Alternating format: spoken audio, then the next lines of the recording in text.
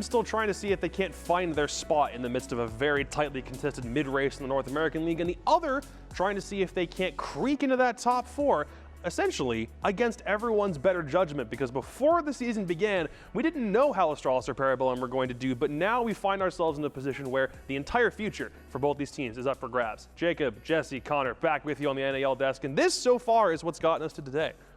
Yeah, these two squads I think are definitely kind of middle of the pack, lower of the pack, upper the pack. Hard to say because we've had so many expectations that have been shattered just in the league in general for both Astralis and Parabellum. A lot to prove, I think, still going forward. Astralis, a lot of people are talking about that major spot. It might be a bit early, but it's possible for them.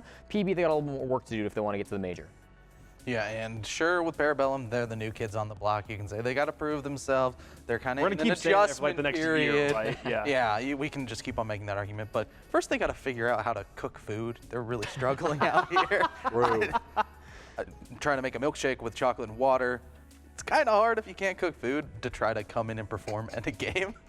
There's some things I just don't understand how these guys are adults and haven't been able to do some basic It's not water, bro. How do you think a milkshake is made if I'm going to have an aneurysm? I just remember that tweet from Penguin from yesterday where he tagged Chris being like, we're making progress.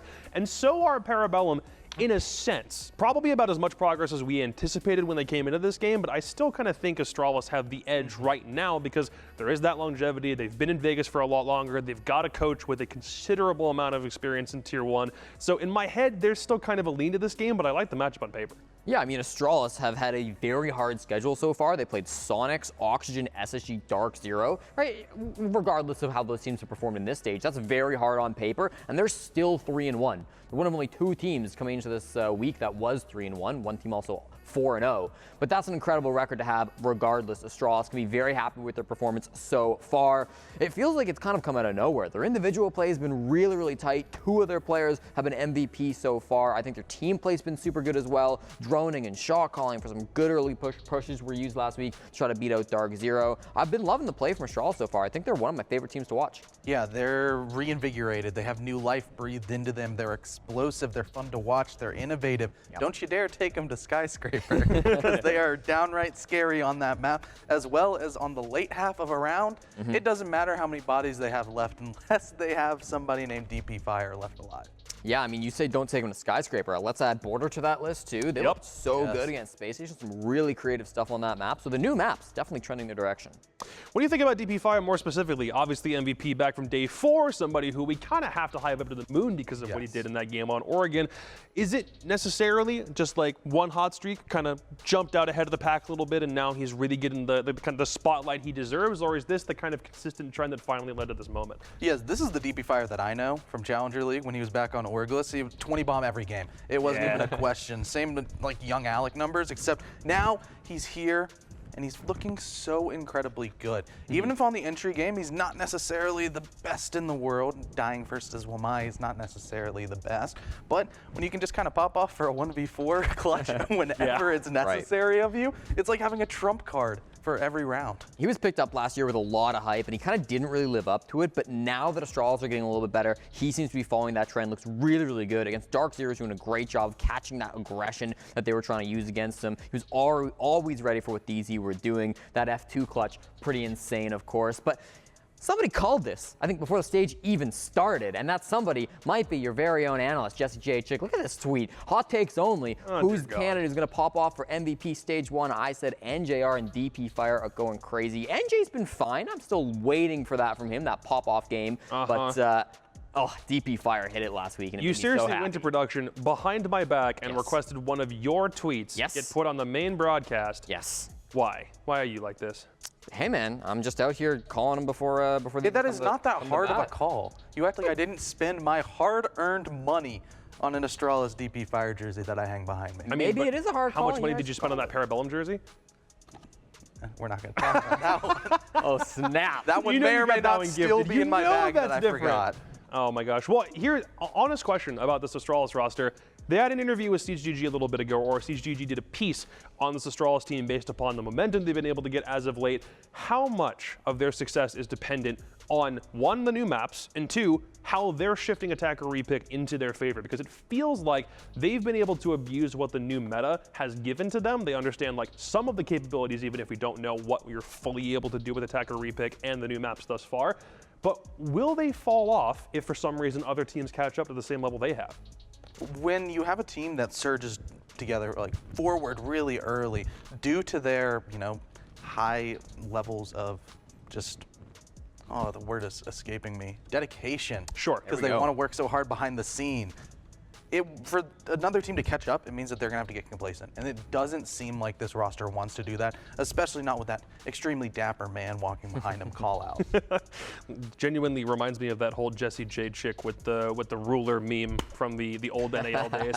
Got to find a way to like do that comparison picture side by side. I'm loving the fit. But on the flip side of things, Parabellum are still looking for a more established foothold if they can find it. It feels like adequate competition. They're getting Wimpy into the lineup. No problems there. It's looking like things the creators are working out fantastic. The roster on paper is good, but the record is still down within bottom 4 right now. Yeah, I think that like overall, this has not been a bad start for Parabellum. There's definitely some bright spots. Felt like they found a lot of openings against Dark Zero by like swinging spontaneously in that game, really being able to come through and kind of upset DZ in a couple of big rounds. Against Xset, it did feel like things were a little bit more predicted. They were playing one of their favorite maps. Xset knew exactly what they were going to do. They would keep feeding players to a roam position over and over and over again, and I felt like they were constantly getting punished there. So ups and downs for PB so far. Certainly their position right now could be better, but I still think that it's a pretty tight midfield right now in the NAL, and with a couple more wins in these next couple of weeks, they could be looking like a pretty solid team by the end of the stage. Yeah, and this isn't even their final form, potentially,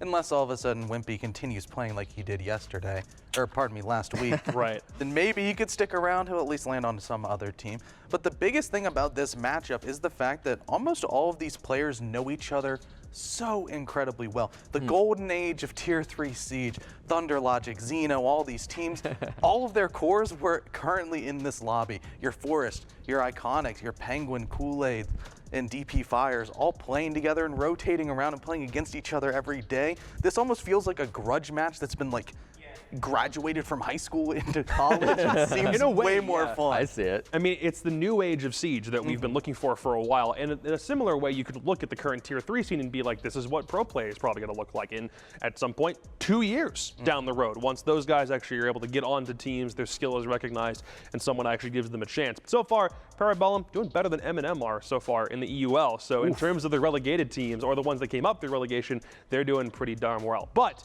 battleground-wise, what are we thinking about for this matchup? Because there are some ups and downs for both squads, neither one really solidifying what the thing they're strongest on is. Do Parabellum just straight up ban all of the new maps so Astralis don't have an initial advantage here? I think that banning the skyscraper is a good first step. I don't know if they need to ban the border and the theme they're doing park. both. They might do the border, and yes, it does go down, because at least on the side of Parabellum, from a quantitative perspective of Astralis' performance, both of those maps look pretty dang good. But there's a lot of similarities you can draw philosophically on the maps that theme park almost seems like an outlier in comparison to those. So don't know if they necessarily need to ban it. They might, but there's just sort of the reactionary bans here and there. Astralis once again have looked good on Bank. Parabellum have looked good on Chalet. So it's just kind of the back and forth action right now. Final 3, Villa, Oregon, and Theme Park. Oregon may be the most interesting for me because it's one that PB are big fans of, and it wasn't amazing for Astralis until they beat Dark Zero Playday 4. Parabellum go and ban the Oregon though, so fair enough. They don't want to mess around with that. And then Villa still on the field if Astralis want to take it or if they want to send it to Theme Park. Okay. We go Theme. So this will be the third new map that Astralis have played. They've dominated on Skyscraper. They looked very good on Border. Theme, neither of these teams have ever played, so we're getting a completely fresh take here. Though, Astralis, 2-0 on the new map so far. Yeah. Not to say that that's the only place they're able to find success, but it is so far an upward trend that if you're a fan of this Astralis roster, and whether it's, that you've been a long-standing fan or you're jumping on the bandwagon because of how well they're doing currently, does speak pretty well for them. Only question is, what does Parabellum have cooked up here? I think that we could see some interesting stuff. I've heard murmurs, I've heard rumors here and there talking behind the scenes about the theme park, but I've also been burned from Penguin's silver tongue just talking some nothings of saying, yeah, dude, this map is amazing. It's the best one we've ever done. And then they just let them sweet talk you. Yeah, I've gotten sweet talked more than my fair share of times by them. So I'm gonna take it with a grain of salt. All right. Well, in our never-ending quest to throw the coin into the volcano of Mount Mordor, or whatever it was from that one thing, we're gonna figure out what we want to do predictions-wise, because this thing still has a really good record on the rest of us. So, boys, what are we thinking for this game? You want to start? Yeah, I mean, I'm going to keep it pretty straightforward here. I've been a little bit disappointed with some of the results I've seen from Parabellum, at least comparing it directly to Astralis. I feel like they've been a much more consistent picture so far here in the NAL, so I'm going to lean with them today here, even though we're going to a new map. It's going to be Astralis all the way. Boys. Yeah? I passed the coin. You did? We did it. Wow. Really? We did it. Wow, we did. 65 to 61. We're there. I didn't realize. We're there. But it's all going to fall down when Doa comes back next week and ruins it all for me. So, No, it totally will. Personally, I'm going to have to fall in line with John here. I really think that Astralis is looking solid. I really don't know what Parabellum is going to bring to the table that's going to be so crazy that Astralis can't get it over on him. So if John doesn't get this one, or he does, and the coin flips the opposite direction, there's a chance, because you're both at 61%, someone's about to vault over the other. So the coin either stays above, or John claims another victim, and the coin continues to dwindle. I'm not sure which one's the right answer. I mean, we want this thing to die, right? Because ever since Doa introduced it, we kind of need this thing to just burn in fire, but... I don't want it taking my job, so I hope it goes in whatever the rest Stop of the saying the quiet part out loud, Jesse. Jeez. Well, what are you thinking for this game, then? Okay, well, to avoid the coin taking my job, I'm going to get this one right, and I'm going to pick Astralis, just like the boys on the casting desk did. I think it's a safe pick. Astralis looking really, really good right now. I think they're gunning for that major spot. PB, still some stuff to work on. They could be a good team down the road, but this doesn't feel like it. As much as I like the idea that Parabellum has some cool stuff cooked up for Theme Park, I'm also very much on the Astralis train right now, and I think I've picked against them so far enough in this stage that I'm not about to make the same mistake 4 times in a row, or whatever my anti-prediction rate is. So yeah, I'll give it to the Stars boys. What does that mean for the inanimate object? We have to sit here and wait, because apparently I am not the coin. I do not overwrite the coin, and it makes me sad that I do not Okay, overwrite good. the Yeah, coin. you can't come in here and just claim authority you don't. Yeah, this is... I got to know my place. Know your place. I got to know my place, down. and I'm going to sit here and wait patiently for the coin to appear. What we got? Coin. It's got to take a Survey take a moment to flip. We're waiting on the says... Oh, Parabellum. no. Really? Always the contrarian. Did it have to do that? Just because it's C-Depths. Exactly. See, Trying to manifest it again. You thought. So as much that of I a was DP gonna Fire go fan here. as you are, the coin listened to whatever chakra you summoned. Exactly. So with Parabellum, you're going to a map that, I mean, I've seen these guys play Theme Park before. You know, all the way back in the Canadian division. Oh, jeez. There's the core. There's the main principles here on the map that should be fun. I think it's going to be, regardless, be a very close game. I would not be surprised either result, but with the sort of stronger IGL presence of Penguin as opposed to Iconic on the side of Astralis, I think that they take this. Well, enough said on our part. We'll stop talking and get into the action. But before we do, quick video package, and then Astralis and Parabellum up next, Game 4. See you in a bit. That absolutely destroy the Sonics with a 7-0 victory. The dub felt amazing. People believe I should have stayed on Parabellum. I proved them wrong. You can try, but I won't stop, won't stop. Won't stop. My expectations for the season were honestly just to come in and play hard. I didn't really put a goal on this season. I just wanted to come out here with my guys and just play hard and get after it, and that's what we're doing right now. Can't stop. You can try, but I won't stop, won't stop. Our situation right now isn't looking the best. You know, we're still kind of working things out. You come out of the gate swinging, but you don't really end up swinging so well. I mean, obviously when you're losing the way we are, where the games aren't even close, there's more than one issue. Honestly, it's hard to pinpoint what the issue is. I think, you know, after Invite, we took a little bit of time, came back, tried to scrim all the new maps, so then I think we stopped scrimming the old maps. On top of that, we're just making like a lot of mistakes and uncharacteristic plays that I think we hadn't been making over the past year or so. You can try, but I won't stop, won't stop. Well, the first 2 games we realized, as like from the foundation up, like we thought we had a good understanding of like how we moved as a team, but like when we went back, watched the VODs, like okay, this is not what you're supposed to do. This is what you're supposed to do, type thing. And then we went back, you know, went through it. A lot of it just clicked. Like our attacks were so clean. Our defense defenses are so sloppy, but our attacks were just really, really clean because we all understood like what responsibilities we had. The talent on this team is undeniable. I think they can shoot with anybody in the league, and I think we've shown that these past 2 games. So the biggest thing that I want to try to influence was like loosening up the game style and focus more on the micro instead of the macro strategy, and kind of give these guys more room to just play the game. I mean, we know our worth. We know like what we're capable of, and we know like we can win and be like a top tier team. But as of right now, we're just improving every day. I think like by the end of the stage, we can be, or next stage, we can be like in the top 4. I guess overall as a team, I think just some minor cohesion issues, like little small talk, because that's just how you really win rounds and ultimately win games. It's just this back and forth chatter, and so we're having a little bit of issue with that. Honestly, dying early, it made it easier because I could see like everyone was doing and like calling for everyone. I knew everything they were gonna do because they didn't change anything, and most of the strats that they were running is strats that I made back then on PB. I call the opening, so I feel like me being, unleashed sort of like gives me a lot more freedom to like flex the different operators, create those openings for the team, so we win rounds. When we beat the Sonics, it just felt like another game, to be honest with you. Just a win's a win, because every day is business. It's not personal. It's just another game.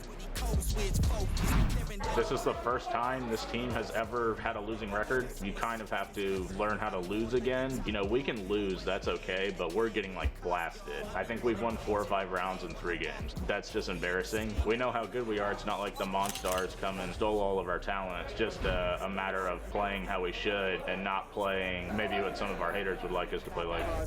I just want to thank the haters that doesn't believe in us, and of course I love the fans. We are here to prove people wrong, and we are here to win everything.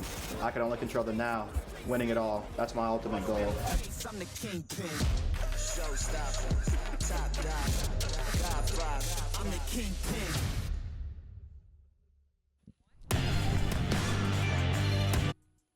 And welcome back once again, ladies and gentlemen, to the NAL. Getting ready to head into our second to last match of the day here, and this one's bound to be a good one as well. Astralis on a hot streak after taking down some of the top contenders and some of the most well-known teams in the region, about to take on another new challenger here in Parabellum, who only just joined the league inside of this season and is looking to prove their worth as well throughout stage 1 here. Stokes, let's get your opening thoughts on this matchup as we prepare to dive in it in just a few moments. Well, my friend, it's another theme park, and I think it's going to be an interesting one, as much as that is the buzzword for commentators. It's going to be fun, especially with Parabellum and the way that they like to set up their defenses. I'm super, super excited to see these. Yeah, will very much be the case here. And once again, theme park means we're going to have a lot of emphasis on that early game. Lots of players trying to get as much of an advantage as possible. The defenders trying to waste as much of that time away as possible. And for the attacking roster, of course, trying to prevent that, trying to clear things out as quickly. Such an open-ended map leaves so much room for creativity here. And I think it's going to lead to quite a wild game, given the play styles we've gotten. More so out of Astralis, but to some extent Parabellum as well inside of their first 4 games or so. I think a lot of what we've been seeing inside of the NAL can kind of draw back to what we saw Yeti talking about earlier, which is the play style that people have adapted to so very quickly between Stage 3 and now for 2022. A lot more aggression. People are not just sitting there and resting on their laurels. There's none of that going on. It's a lot of active play. People are trying to take their fights. They're really just trying to take it to anybody that will give them a chance, and that's for a lot of these teams. Honestly, I feel like the slowest moving team that we've seen throughout the entirety of this first stage has got to be Dark Zero. Which makes sense, of course, given Dark Zero's history and play style. But you heard, Iconic talking about it. They're coming in this season with a pretty simple strategy. And even he said it, like when they beat the Sonics, it was like just another game, just another win, just moving down the line here. It's not a very overly complicated strategy that seems to be besting out the league right now. In fact, it's sometimes the more straightforward plans that win, and even sometimes the more individually focused ones, like we're seeing with OXG and kind of Laxing having the old freedom that he used to have on some of the former versions of that roster as well. That's another good example of how individual play is kind of dictating the meta to some extent right now, at least here in NA. While we're waiting on this to launch, I will actually get into this. I think it's pretty good for what you and I are talking on right now. I think it's mostly due to the way that Siege has progressed with its development.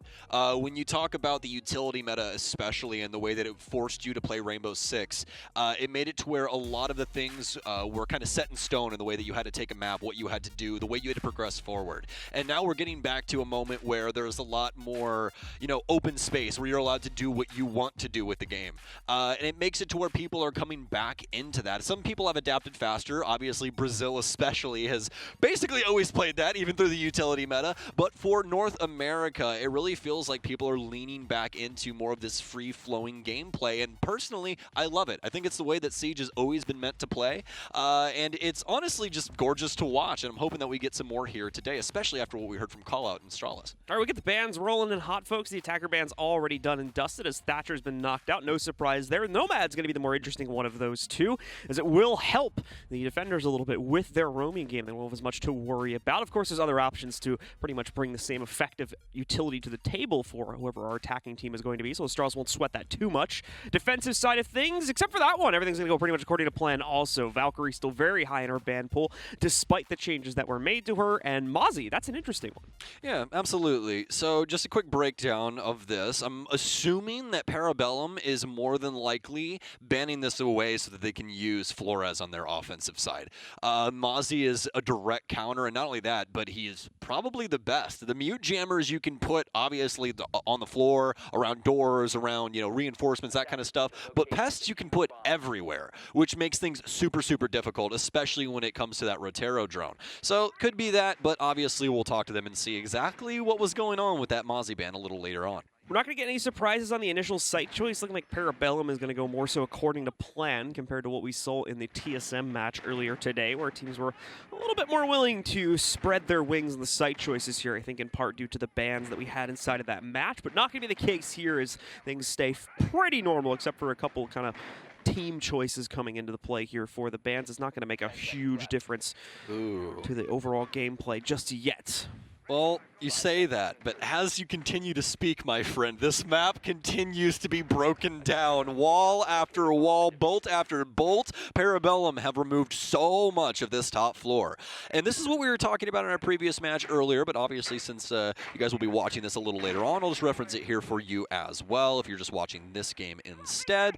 This is a very common theme for Theme Park. This is a theme that we've seen on Theme Park time and time again throughout the years, especially in the newer version. You can make so many angles on this top floor especially that are just such a nuisance to try and deal with when you're on that offensive side. That's exactly what Parabellum have done, or at least partaken in here, as they will be holding on to this top floor. Now this plays pretty handedly into a thrown defense because you're actually really, really worried about them getting control of office and just trying to clear things out from there. You can try and play for yellow, use that verticality to assist yourself, and it makes things a lot easier. So for Parabellum, it's all about preventing this play from Astralis. It's going to be a whole lot of nothing, though, looking at the first minute of play. Both teams just kind of poking and prodding at each other, neither one able to find the strength necessary to go in for a full commitment. So both teams will stay at a safe distance from each other for the time being. You can see a couple members of Astralis inside of maintenance, potentially looking for an option to open up that wall, but of course they're not really going to find that this early on in the round. Defenders still have too many ways to potentially stop that from being opened up. That could potentially change soon, however, so keep a close eye on that, especially as we inch closer to that 1 minute mark.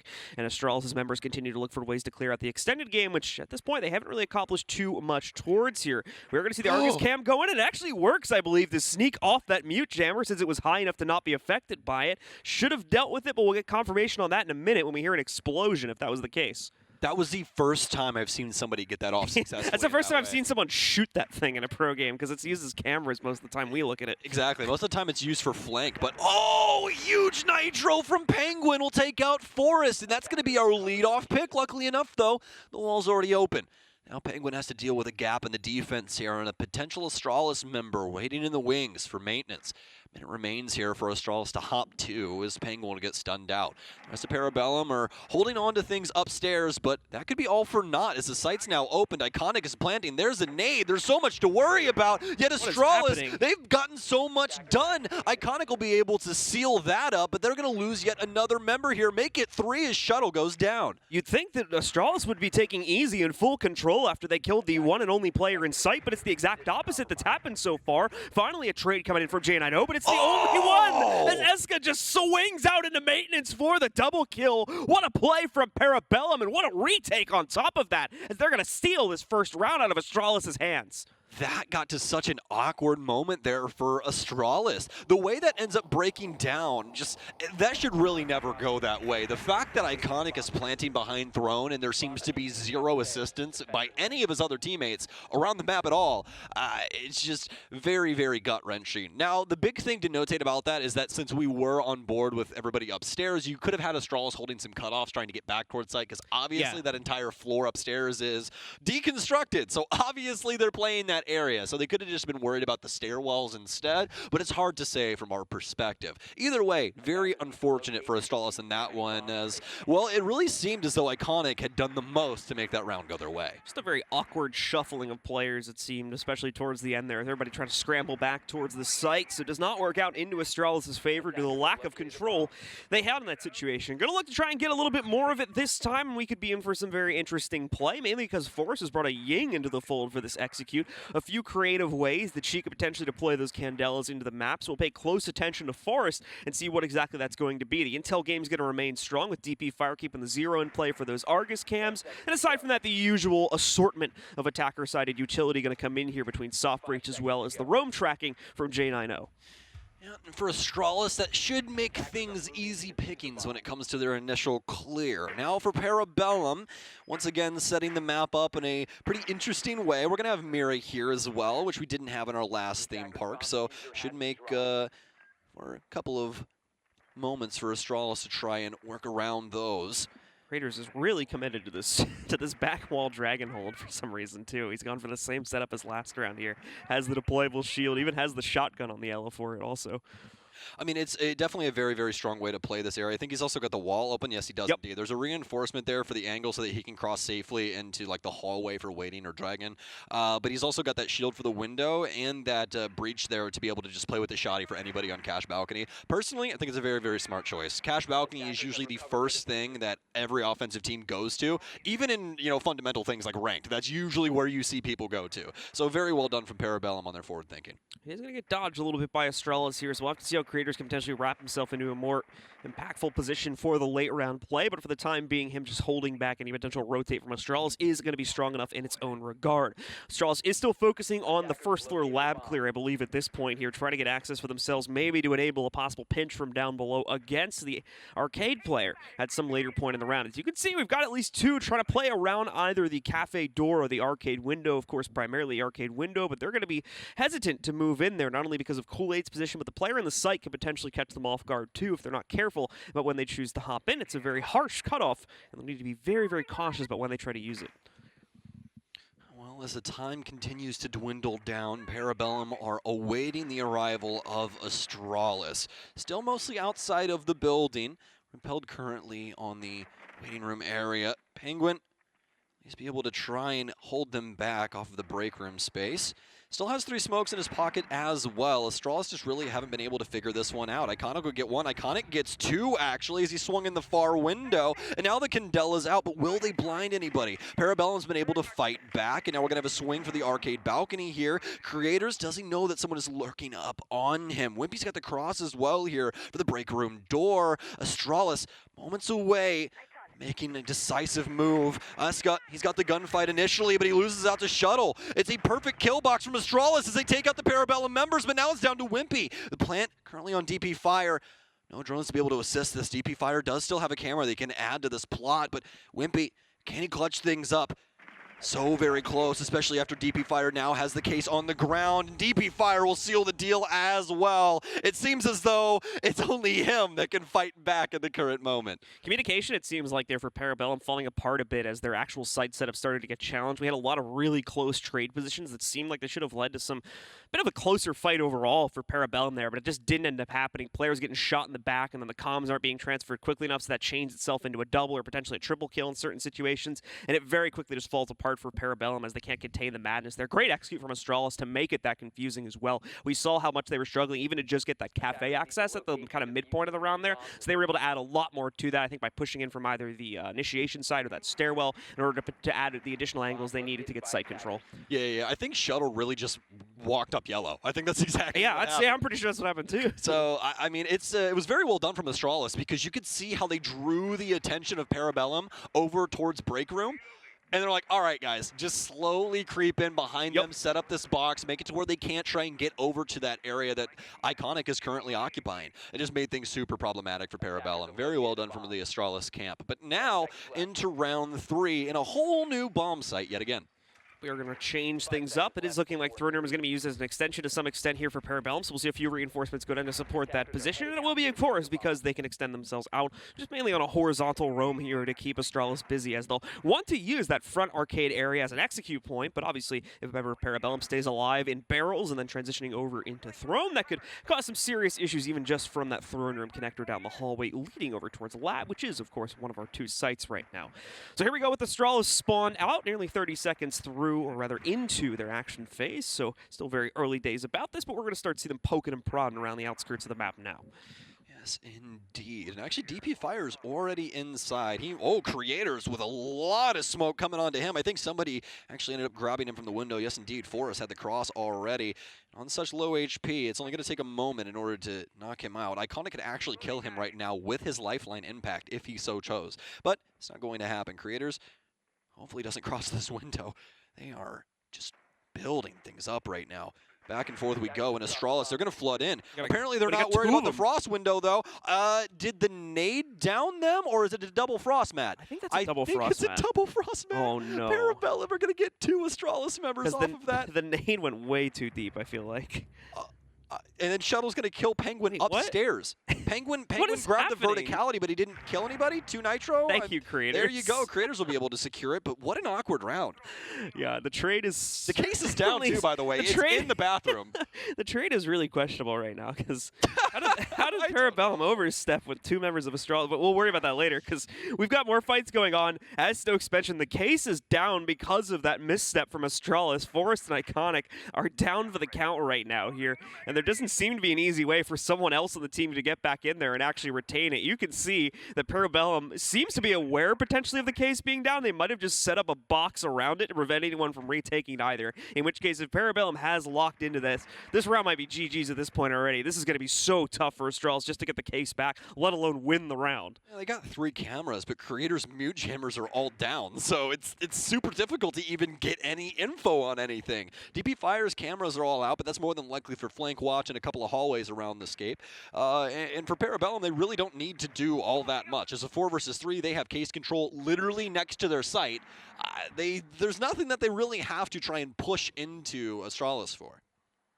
Yeah, so Parabellum's definitely aware of this. They're just sitting back and running the time down now at this point. Really, as you said, no reason for them to get out in the open and take any fights. They need Astralis to be the ones to take it here. So, a bit of an anticlimactic round, all things considered, but it is somewhat comical as it's left it in this very awkward spot now where Astralis is just trying to brute force their way back into getting case control. Parabellum's playing this smart too. They are to some extent going to let them get it, but they're just not going to let them into the site now because they have no time left. Still being cautious here because it is winnable now. Down to a 3v2. No. Oh my god. No. Stop. No. Stop no. it. Kool-Aid. He's Kool-Aid, alone please. here in the 1v3. He's going to pick up the first kill, but I'm so upset. Shuttle somehow clutches that one out. And Astralis, look, even they don't understand how it happened. Astralis wins the round.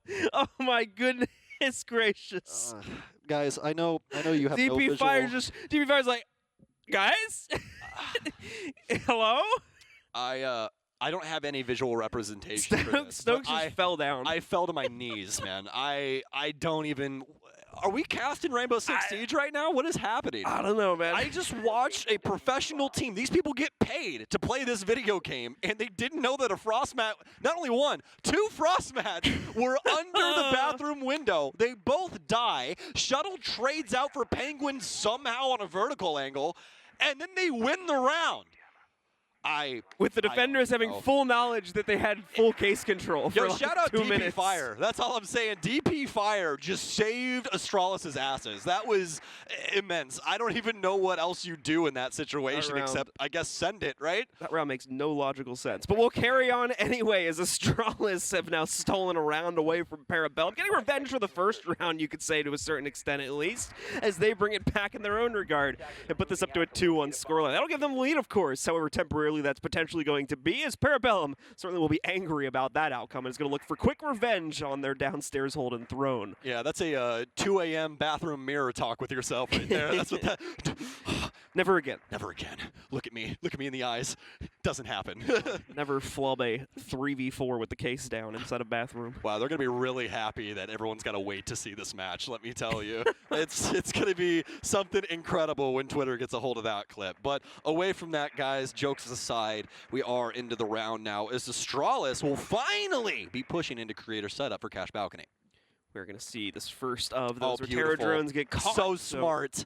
No success in the early usage of that utility from Astralis. Keep in mind, of course, still plenty of additional ones to potentially chuck out. So Iconic might be able to sneak in through the hatch or somewhere else to find another way around that and potentially line it up. But all the direct paths are going to be a little more difficult to achieve here due to Creator's position. Creator's, I think if I saw it in the corner, might have picked up the shield and might be moving that. And I do see it in his inventory, so I believe that is the case. So he'll be moving that back over towards Office from the looks of things. Wimpy does go for a Nitro. I'm pretty sure he messed it up, though. So it's on the door frame. Yep, yeah, it's not where he wants that to be. It does get a chance to make up for it with the spray into the window.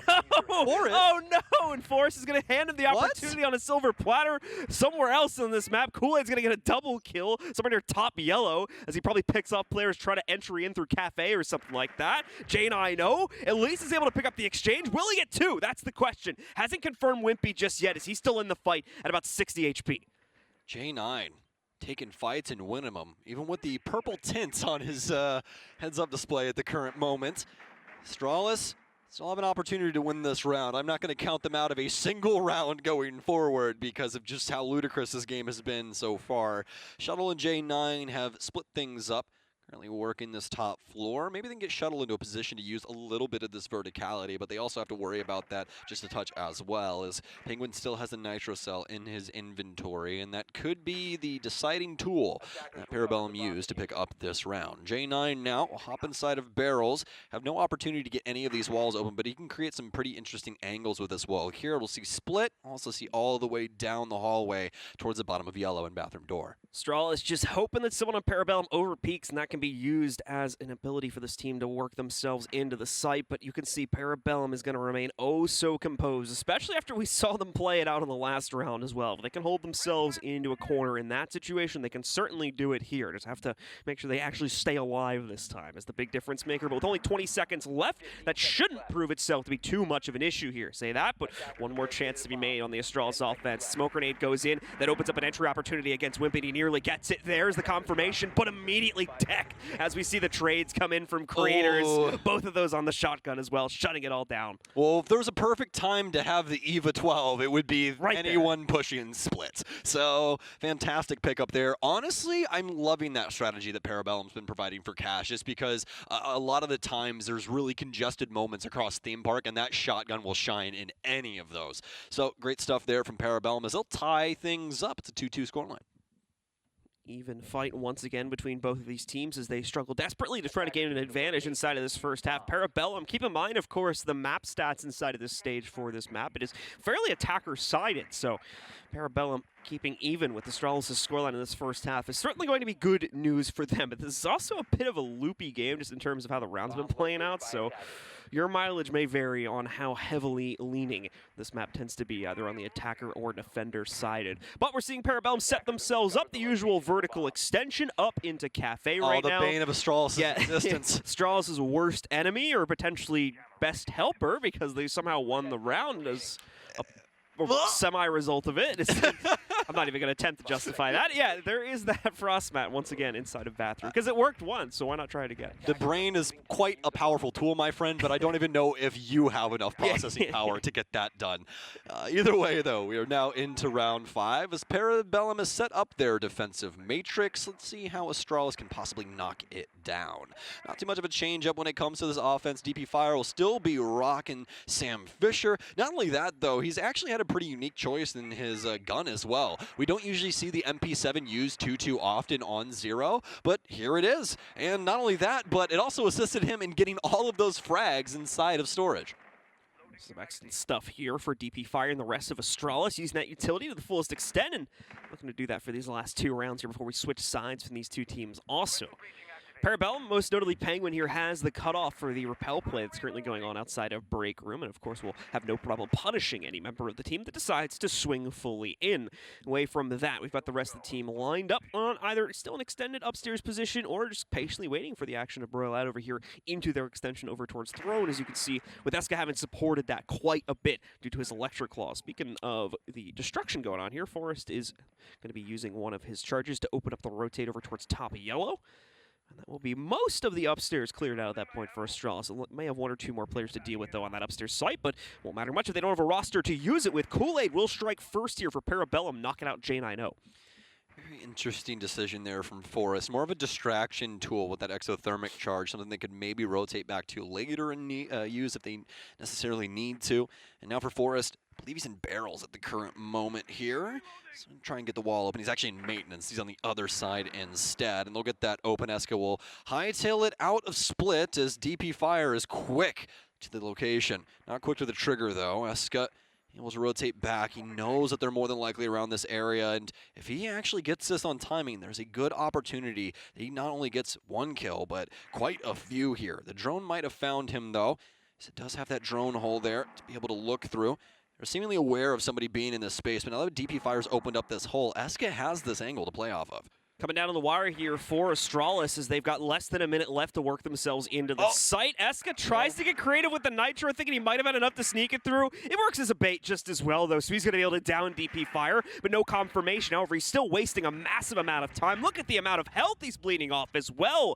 Another player down by him. Forrest nearly taken down outright. In fact, he almost just finished him there. He's gone back to try and finish off DP Fire, but has been unable to confirm that just yet, and actually this is going to become a problem now, as it looks like DP Fire is getting brought back up.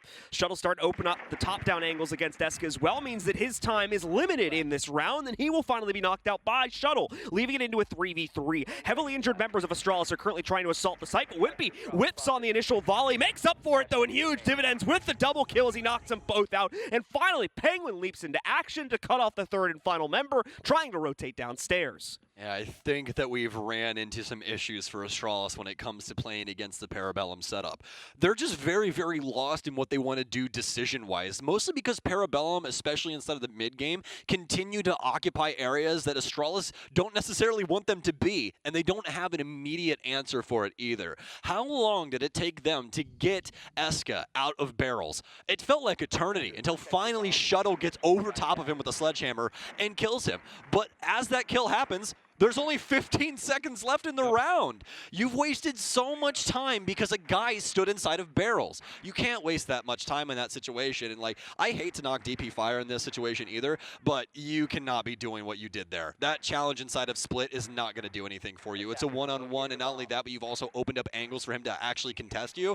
It just wasn't a very smart decision. If you have the info on that guy being in there, hold the cross for the other side. Let Shuttle work the actual top down and grab the window like your plan was before. It was just like the timing for Astralis there was very, very strange in the way they tried to coordinate each other. So Parabellum is in control of the lead for now. A few repicks showing up for Astralis on what's going to be their last attacking round. It'll bring J9O in on the Twitch, Forrest back on the Ying. I believe Iconic six picked as well, but that should have been fairly minor if it was over towards the Zofia.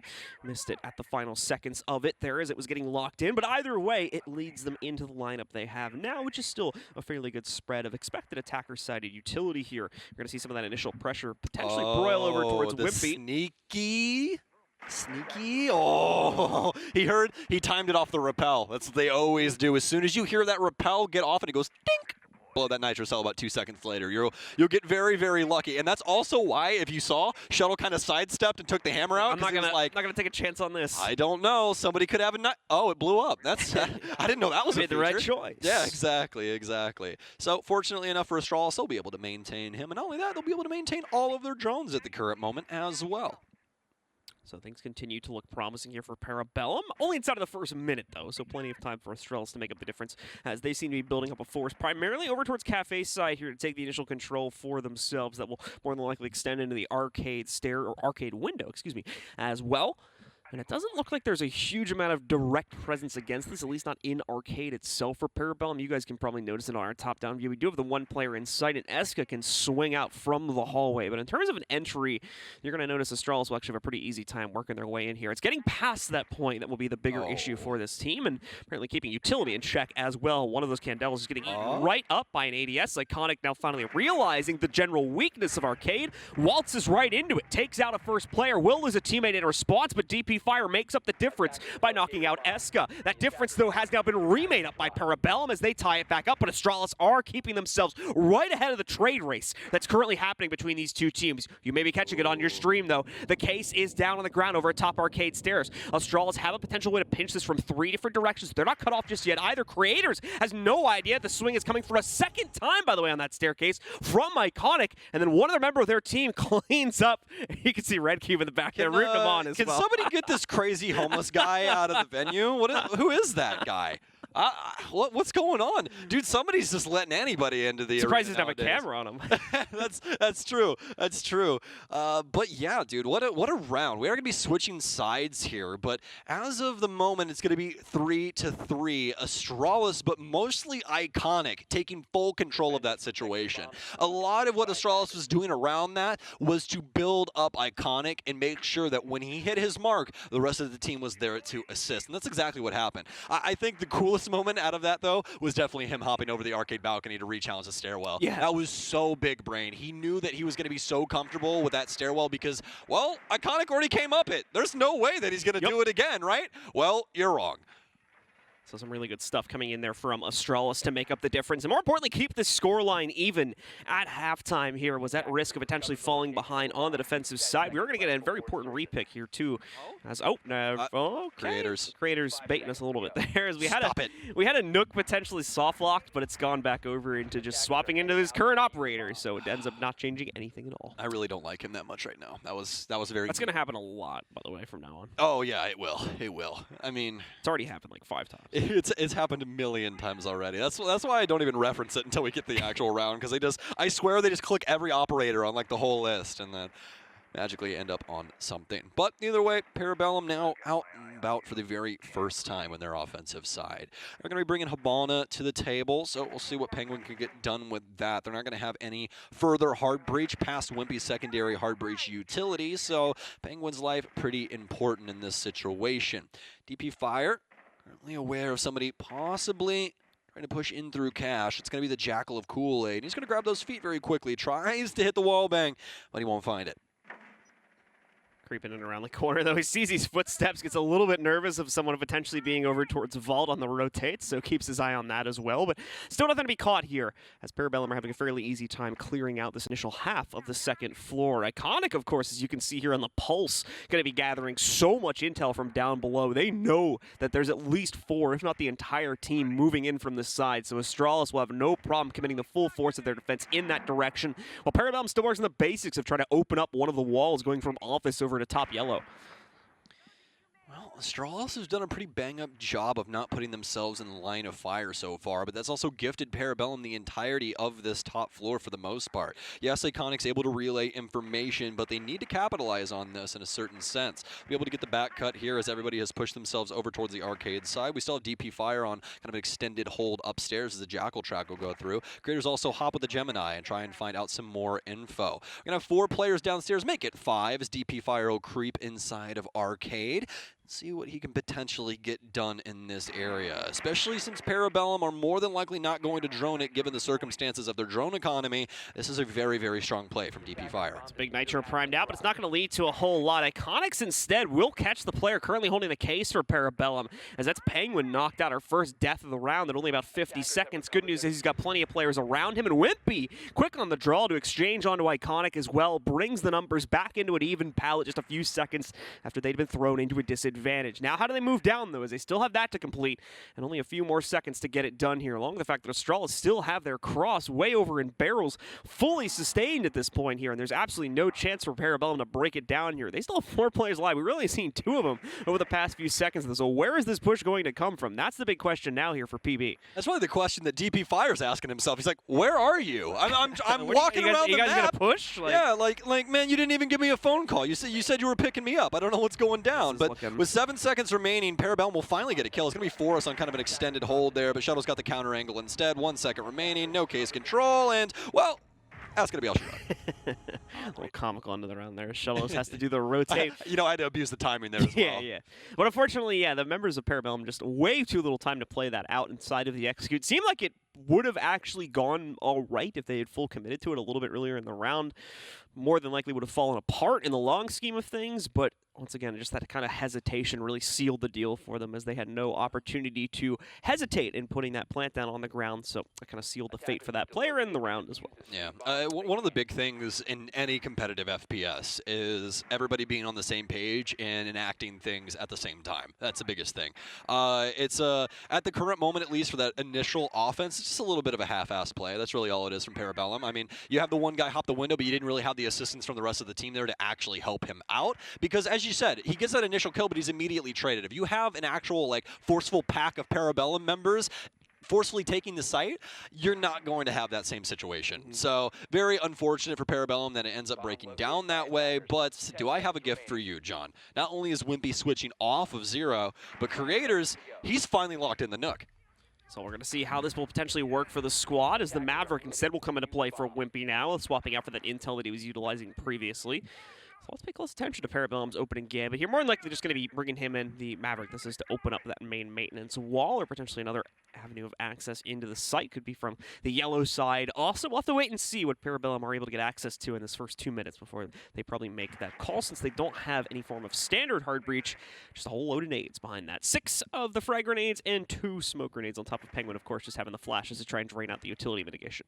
And DP Fire going to be playing the Parabellum light strategy here. The shield moved back towards the waiting hallway. Still have a angle to be able to look in towards Cash, but that's about it. Not going to be as safe from somebody attempting to hop in and take the gunfight with him, because he kind of has to play in the spot that he is. That shield's going to make things a little bit awkward for him if he has to hop in behind it and play it from there. That might be the freebie he's looking for, though. Wimpy not aware of the situation, and I mean, for Parabellum especially, you damn well should be. They're doing something very similar to what you do. Yeah, some good timing coming in there from DP Fire, as well as the rest of Astralis. Janano going to be able to keep the heat up. No ability for any member of the team to try and swing it over towards Cash side and trade it out from there. And you can even see the commitment down in through Gong is even going to be prepared by DP Fire as he dropped down after he got that initial kill. So there's no safe way for Parabellum to entry here. They have to take a risk on it, and they've already lost a player. So it's going to be an even further risk to their overall success in this round if they try to do what they're supposed to do and clear out these players on the extended position. J9 has an opportunity for another kill, but it's iconic to pick it up. Shuttle will get one as well. Penguin finally fires back, and as you said, Sean, it is indeed too much. Parabellum, they've lost so many bodies. Penguin now bleeding, and he's about to falter as well. What a shot onto Forrest. Has the bailiff out, though, or out of the bearing 9. In behind the bomb chassis. Creators gets one as well. It's a 2 versus 2. This is completely doable, John. If Penguin wins out this engagement, this could be it. He's going to get back in behind the bomb chassis. Stuns out now, but he's going to stun himself as well. He has to get this plant down, but he needs some assistance from Creators. Iconic, I don't believe he has a nitro cell anymore. No, he doesn't. J9, though, he might have it. He'll be able to get one. And now Penguin, he's stuck on an island. He's inside his sight, but he's made his way towards Split. He knows that somebody's outside on the Dragon side. Oh, man, this could go either way. It's all on the timing.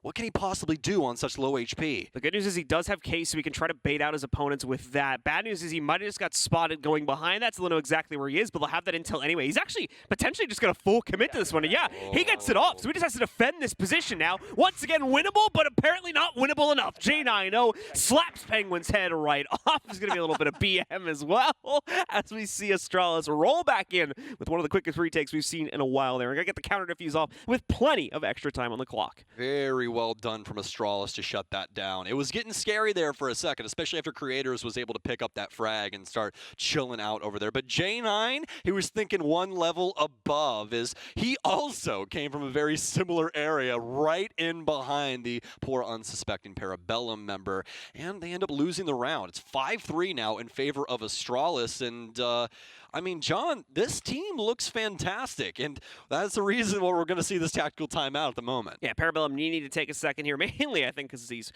rounds have been a little crazy over the past few. Wonky yeah, game. yeah. I'm not gonna lie, I do not envy the leadership squad for Parabellum or Astralis right now, just because this game has been very hard to read into from like a high level perspective in terms of what's going on. So it's making this pause probably a little rough right now, but they seem to have a good idea as to what's going on. You can see the leadership of Parabellum giving out as much intel as possible here before their minute completely expires, and they will be thrown back into the server here with only 2 more chances to make up for their mistakes on this attacking side now, before Astralis runs away with the victory at a potential 7-3 here. And it doesn't necessarily look like things have been resolved for the PB side. It looks like there's honestly a little bit of argumentation going on amongst these players, if I'm reading the faces correctly. Just obviously a bit of clarification. I'm basing it only on that.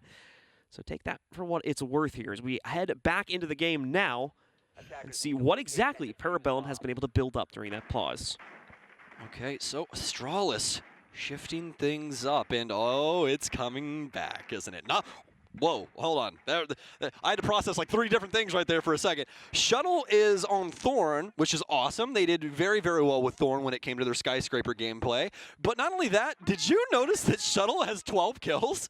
Oh, yeah. He's 12-6. Check that out. That is that's absolutely insane. He's playing extremely, extremely well at the moment. But, I mean, you could say that about a lot of Astralis. I think some of the decisions have been a little wonky, like we were talking about before. But overall, especially up against Parabellum, when they really throw everything and the kitchen sink at you, I think that you're obviously well within that realm for a lot of those things to be going on. So you kind of got to give them the benefit of the doubt at the end of the day. Thematically, for Parabellum, it's going to be the same lineup as we've seen in previous rounds here, and going down to the operators, it is nearly identical as well. Utility is what we tend to pay attention to pretty closely nowadays, though, and that is going to be pretty much the exact same as what we've been seeing with 6 nades, 3 flashes, and the 2 smokes for execute if they're going to be able to make it that far into the round. That's the problem, though, here, at least as of the past 2 or 3. Astralis have managed to shut down those 1 or 2 key players on Parabellum that certainly would have bolstered their strength on execute, and without that, utility certainly is lacking as they try to work their way in and make up from a deficit for the large majority of these rounds here. But Parabellum will be granted a little bit of a gift at the beginning. Astralis does not want to contest too heavily out from this side of the map, so you're going to see it, folks. Parabellum will be let right in from Dragon side, and suddenly Astralis have to scramble to rotate so that they can actually stand in the way of this clear a little bit. Okay, it's starting to make a little bit more sense. I was just trying to find what the mirror windows were here, and one of them is actually going to be inside of Initiation looking into security. That Mute Jammer is going to keep things pretty locked up as of right now. Plenty of frag grenades and burn on Parabellum side, though, so this position for J9 has a makeshift timer on it for the time being. Astralis still trying to hold things down over towards Office. Parabellum haven't pushed too far ahead on that side. Instead, Creators has shifted gears. He's over towards the cafe side now, and he's going to try and get his Gemini in to see if anybody's occupying the area. And they are. Iconic will be over here on the arcade balcony. Will, of course, change up position so as not to be too obvious when Parabellum do finally go for their entry. Speaking of things trying to entry, well, it's not going to go too well here for Parabellum as they accidentally nade out all their X-Kairos. The good news is there's plenty of extra runs, and it doesn't look like the Mute Jammer also got dealt with, so assuming the Penguin is still in the area, they can attempt to reapply that. That may become the problem, though, as I'm not sure if Penguin is around anymore. Shuttle will pick up the first kill of the round for Astralis after a very elongated battle here at the top of yellow. He picks up the first kill. Creators is looking to still get access to Arcade, though, and he won't be alone. Penguin is with him. Creators, a good start to it, but he's immediately shut down by DP Fire after that opening kill is found. Forrest has got the cutoff to make sure Penguin doesn't go any further either, so that's going to be the Arcade push, entirely dead for the most part, and now it's just the back push players that are alive, back push player, I should say, as Eska is the only one standing. A good start to his potential 1v4 clutch here as he knocks the head off of DP Fire, but where does he go from here? And you can see he's just guessing on the pre-fires here. Thought there was going to be a player at the close corner. Dead wrong as they're in the vault instead. Now he's been revealed. They know where he's going to push in from. There's the swing out from another member of Astralis inside. It's Iconic that nearly takes out Eska, and he might finish it off in a second here. The nade goes out to try and counter, but it does like 5 HP to Iconic. It's not really anything to write home about there. And for Eska, he is quickly running out of options options, and even more quickly running out of time. There's another down for him, though, but the cutoff finally established by J9O inside of initiation. He stops this clutch attempt dead to rights and gives the round over to Astralis. You have to feel for Parabellum at the moment, and if I'm feeling for anybody, I have to be feeling for Daps, because I feel like he's almost cursed them in this sense. You know, when Astralis was on offense and we had Parabellum on defense, I think things were quite equal. Now that the shoe's on the other foot, Parabellum looks like a shell of their former self. There's really no, you know, there's a lot of bark. There's not a lot of bite. That's the biggest thing right now. They're going through the motions. They're getting some solid map control, but at the end of the day, they're still having to go and try and commit to these strategies that aren't necessarily a round-winning strat. It's more of a coin flip, like what we saw with that back take with the Sledge. It's nothing really going on that front end. Sledge has to step up and try and get something done. It seems like they're kind of pinning everything on the execution, and then like no one's really able to hit those like 1 or 2 kills needed to start the execution and make their way in. Zero info to influence that, my friend. Zero.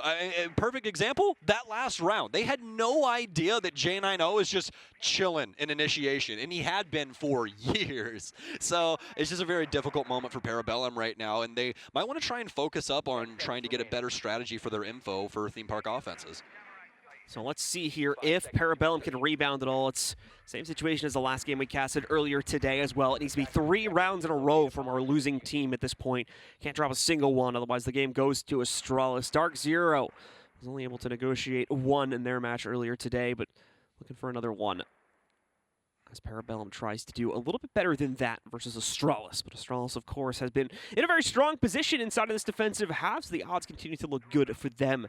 Take a quick and swift victory today's matchup as well. It's 7-3 if they're able to close out this final round. Parabellum is going to challenge the Dragon side quite heavily. We're not going to see much resistance at all over on the Cafe side, at least not to start. Of course, you can imagine that a few members of Parabellum probably up on the roof, open up the hatchwork as well, so they could potentially swing down there and add that angle as a new facet to the attack, but we have to wait and see, as Parabellum has been fairly one-sided focused on their clears so far here for Theme Park. It's been pretty one-dimensional from them, and yet again here, we're starting things off on the cash balcony. I know we've talked about it to death that most teams start off on this side. Astralis isn't going to be showing any strategy over here, so it's going to be, once again, easy pickings for Parabellum to start the process of clearing out the map. But now we've hit the hard part, the wall that continues to step in their way and be the obstacle that they cannot surpass. Penguin. I think he did too. Chunked one of those. I think the whole bottom set got scuffed. I think that's exactly what happened. I think that he only got 2 off there, maybe. We'll have to see once we get back to the wall. But either way, Astralis is going to be able to hold on to this for some time. Parabellum might have a change up in strategy here, as we have the potential to have a couple of bodies out here on the Cafe balcony. And we do indeed. There's 2 people here at the current moment. Creator's looking for a path in. Still curious to see what happened with that breach over towards initiation, as that was the only set used here for Penguin. But either way, see a bit of an intense challenge going on over by the arcade window as well, and it's actually going to force Kool-Aid out. He had made an early entry for himself. Seems ready for this challenge as well, but it's going to be Penguin being gassed out as he's knocked out in this round. Forest and J9O start the collapse, it seems, as now it's just the Cafe side alive. Once again, they try to split it. They try to go in from 2 different ends of the map, but that one side just completely gets shut down, and it's left this Cafe push as really a shell of the former team here. Going to have to try and work their way in from it somehow, but once again, it's a 2v4, and they have 0 map control. That doesn't even consider, mind you, the fact that Case is now down on pretty much the other side of the map also.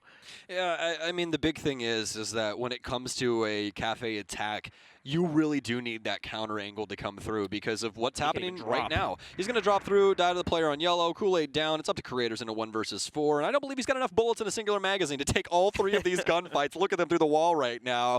I mean, if he had X-ray vision, this would be amazing, but Creators, they are lying with open arms, my friend. Just waiting for you to make a mistake. He lands 1 bullet on Forest, but it's J9 to seal the deal. Astralis take it on Theme Park. An unfortunate end to the show there, as we were seeing some great stuff from Parabellum in the earlier portion of the game, but as you mentioned, that second half just going so heavily into the favor of Astralis due to the excellent control they showed us on their own defensive half, along with the solid results we got on their attack. Little hit or miss here or there, so made it a close affair, as I think we ended up 3-3 on that halftime, but as you guys saw, Astralis had no problem closing out in the later half of this match, and even had quite a bit of fun with it here too, as we had quite a few loopy rounds in this game that quite often ended up going into Astralis' pockets. That Frost Trap round being the most obvious one that comes to mind there, but there's a few others besides that. Yeah, absolutely. I'll just put it to you this way. I would not want to be in that VOD review room. That's all I'm gonna say. For Astralis, though, I mean, they made it work. Just skip to the second half. Just skip so much. I feel like it's gonna be an emotional roller coaster for those poor guys. But I mean, Astralis, man, they're firing on all cylinders. I'm very, very high on this team at the current moment. Not only that, but Shuttle. I mean, I'll be honest with you guys. Before this season started, I was like, oh, it's probably Shuttle's last year. He's probably gonna do like one more year and just be done. I honestly don't think so anymore. He has been playing lights out time and time again for this team, and it's great to see. You know what's not great to see? Those faces on Parabellum. They look destroyed at the current moment. They really don't know how that ended up going the way that it did. Yeah, and I mean, we could see it as well, like we were just talking about, a bit of a sloppy match, right? So the team's probably going to feel a little bit disheveled, a little bit disappointed in themselves that things ended up going the way they did. There's probably some lurking thoughts of a few very unfortunate rounds in the back of their minds right now, too. So they're going to have to go back to the drawing board, look at that once again. That's part of the hard work here at the NAL. Parabellum came into this stage, even during the relegation games previously, they had a lot of expectations, but they've not panned out just yet. That'll do it for the two of us right now, ladies and gentlemen. We're going to throw to a quick commercial break, and when we do come back, we'll have your analysts ready to break this game down, as well as an interview with our winners.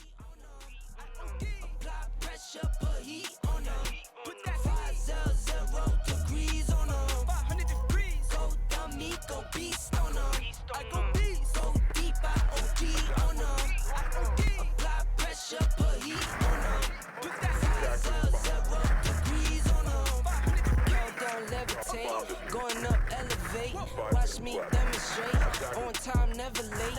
I grind, celebrate, no pump fake, hesitate.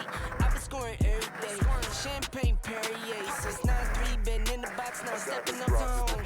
Like straight out the sand lot, now I'm plotting on the globe. I work hard, I show love, that calm and steady grind. Got this far, I go hard.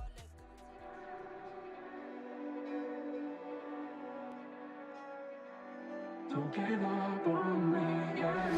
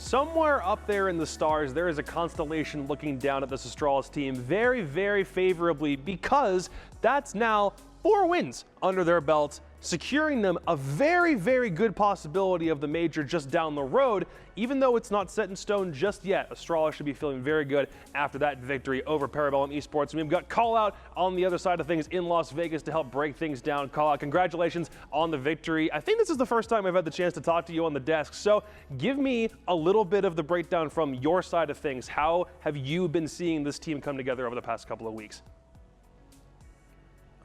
You know, really, it was kind of like that shift in play style that we had in the beginning of the season. You know, it was loosening things up, faster, more aggressive. Like, that was the biggest thing. You know, with time, like, that's became more and more fluid as you've seen today. Like, you know, it's a lot less sloppy kind of than it was, you know, previous games, I would say. Overall, you know, so just with more time, the better we're going to get at it, I think. Well, Call Out, coming into this stage, your map pool has been incredible. It seems like you guys are really leaning into these new maps. Obviously, you look really good against Space Station on Border. You guys had a fantastic another map coming through on Skyscraper to start off this this stage. So now you've played Theme Park. How does the strats come alive for these new maps? Is it you who's mainly coming up with these strategies, or is it another person on the team? What's the development process like there? You know, it's kind of a team effort. For Theme Park in specific, like, these guys had a really good Theme Park before, like, I joined, so we kind of, like, took some of their old stuff and then, you know, we modernized it, I guess, to, like, the current meta. When it came to Skyscraper, you know, we did something, it was a brand new map, so we kind of took in, like, it was each person we actually had. I think Dave mentioned this in his last interview, like, they all each made their own strat to kind of, like, get those guys, like, in the mentality of, like, how the map works, kind of get them, like, in the lobby, you know, drowning and stuff, like, on their own. Wow. And then we would go through and critique it as a team. Border, that was more so, you know, I made most of the border stuff and the team critiqued my stuff, and we kind of, you know, overall I'd say it's a team effort. Individuals have ideas and then we all kind of poke holes in it. Alrighty, and so my big question for you is, naturally, you've only been at with Astralis for a very short amount of time, but who has grown the most in that small period? Like, you're talking about as, like, one of the players? Mm-hmm. So what you're asking? Yes. Probably Shuttle, like since I joined, like what he is now, like, I mean, Shuttle's a great leader for the team. You know, he's one of those guys you wouldn't expect out of all the time, but he's really stepped up. Obviously a super quick start for Astralis so far out of the gate for this stage, but if you had to give a percentage to it, at what efficiency do you think this Astralis team is operating at right now? Is it above 50%, below? Do you guys think you're already operating at optimal capacity for where you could think these guys' skill sets at, or is there still more improving to do? There's definitely a lot more improving to do. I don't think we're near our ceiling yet. You know, like, we still make a ton of mistakes. You know, there's a lot of stuff still to work on. So I'd say, like, I mean, I don't really have a percentage off the top of my head. If I had to guess, maybe 50, 60. So, wow, that's actually still considerably more of a ceiling that you guys could hit down the road, you think? Yeah, I believe so. All right, sounds good. I think what we've seen so far is kind of enough proof of that, so it's good that these wins keep on getting notched up and proving that point right. Call Out, again, congratulations on the victory. Hopefully we'll see you here tomorrow for your game. Thank you, appreciate it. All right, so look at this streak. Look at what we're seeing from this Astralis team. The energy is there. Everyone feels like they're firing on all cylinders. There's not really one necessary weak point that you have, like, to punch through if you're looking to get a win against this Astralis roster. But again, undefeated on just the new maps, how long can they keep on relying on the new stuff coming in for the stage to get them wins? I mean, I don't even know if it's necessarily like just the new maps, right? Like, they're gonna have other strategies as well coming through onto these older maps too. And so that's gonna be something they continue to surprise people with. It's like, you keep it, like, they'll show a good map, right? And then the enemy team will be like, okay, we ban it, we ban it, we ban it. They don't have that many bans. So it's gonna be difficult at some point. If Astralis just keep pulling out more and more good maps, it's gonna be very difficult for other teams to counter that. Yeah, and the only weakness that they've shown is Chalet against a team like Oxygen, who seem infallible. But I can guarantee next time we see their Chalet, it is not going to be the same thing. Speaking of the guys who usually are Chalet kings, they came into this Theme Park matchup but didn't really have that much stuff cooked up. What's up with the Parabellum side? Parabellum just struggled to get things going. Sure, you had people like Creators. 90% cost and a loss is actually kind of good. Really good. That's pretty good. But there were just so many rounds that were easily won that they decided to do a little bit of trolling on. Mainly that one where, you know, 2 people died to a frost mat. Diffuser is in bathroom. The worst place for Diffuser to possibly be in a 5v3 situation. No map control, barely any drones, barely any time. And then all of a sudden, PB are playing a little bit passive, and they're like, okay, yeah, we'll give them the defuse, but we're just not gonna let them plant. And then they Astralis players just walk into site, start planting, and then win the round, and everybody's scratching their heads in confusion? Yeah, very much consternation emanating from that green room as we were watching that game. We do actually have that round on replay, believe it or not, because there's a lot of things that were happening that we didn't quite understand in the moment. We were even confused if it was a double frost match to begin with, but then the turnaround from Astralis showing that it's not just a matter of like Parabellum grabbing those opening picks. There is a fallback plan for Astralis. If for some reason they're in trouble mode, it seems like they've got another gear that they can shift into if something is going wrong. Yeah, I mean, I think it's like speaks a lot about the leadership of this team from being able to go down so far in the round and then still being able to bounce back, have such a strong play on that round number 3. That's something that we heard Call talking about in the interview, considering shuttle. Now, let's watch this happen. Obviously, they jump into the frost mats. Everybody goes down. Beautiful C4 from Creators to finish that off. But at this point, you start to panic. You've got 3 players left alive. You've lost some pretty crucial ones in the Zofia and the Thermite.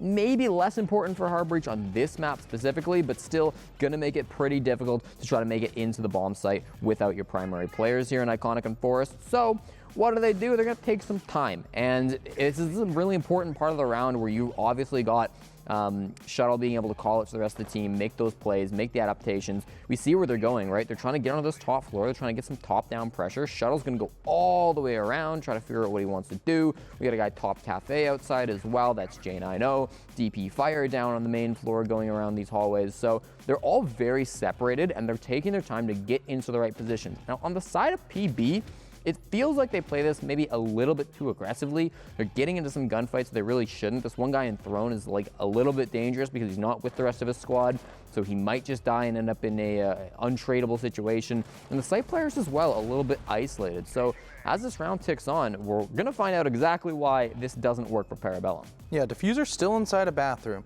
and probably Creator's in the most important position because he can directly challenge either kind of entry point into site, but he hasn't really chosen which one to go for. He's just bouncing back and forth and back and forth. Nobody's really helping him either. He's in an isolated position, as we're gonna see all of Astralis comes falling right onto his shoulders. They come crashing, they come flooding into the site, and there's a flurry of trades back and forth here. Creators, he's just prone underneath a window, and all of a sudden the bomb is going down.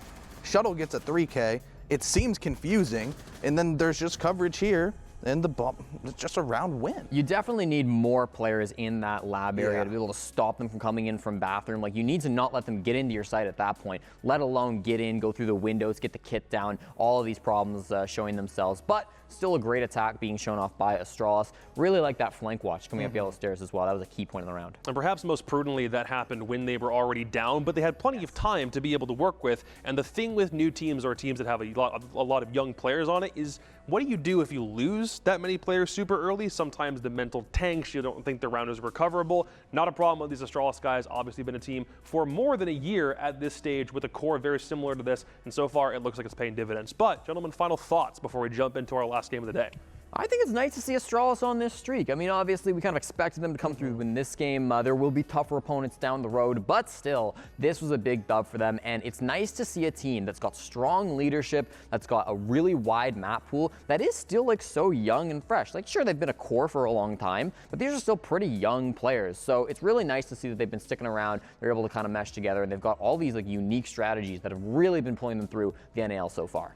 Yeah, and another thing, it's just hard not to root for them, you know? It really is. They're so likable. Fair, they have the personality. They've got that flair, like you're saying, and they've also got the exciting aspects of what's happening inside the server, as well as, you know, Call Out comes in. He's the professional. He's all like, yes, ego is equal. We need to make sure that we are focused on the task at hand, as well as, you know, even Iconic and everybody, DP Fire, just screaming across the stage. But, you know, they're screaming in stoic wisdom. They're doing it so far. And speaking of focus, make sure that you focus on our next matchup, because the last game of the day is the one everyone's been waiting for. Oxygen versus Space Station on the cards next. Don't go anywhere. We'll be right back after a short break.